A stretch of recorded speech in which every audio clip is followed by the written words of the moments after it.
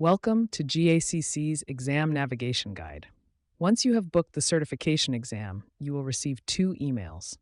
The first email will provide you with access to the examination, and the second email will provide access to the current examination password applicable for your exam.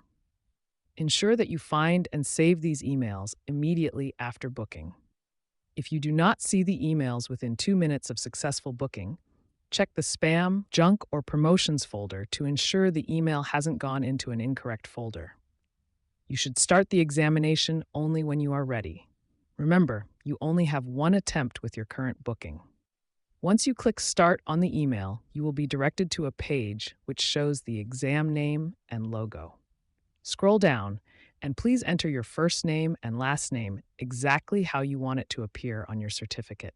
Please enter the same email ID which you used while booking. Check the password email and enter the password. Remember, this is a proctored exam, and hence, once you start the exam, you should not be moving away from your place or switch between tabs. Click on Start. You will then land on a screen which asks your permission to allow the screen capturing. Please click Start Screen Capture and then select Option as Entire Screen. By clicking on Entire Screen option and then click Share, you will now land on the examination screen where you can see the questions, one on a single page. At the top, you can see the total number of questions, progress, and the duration left.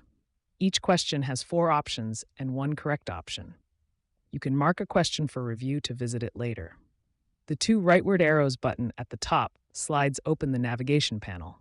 In the navigation panel, you can see all the questions and navigate to any of the questions at any time during exam. You can also click on Unanswered, Answered, and Marked for Review tabs to reach a filtered result of questions.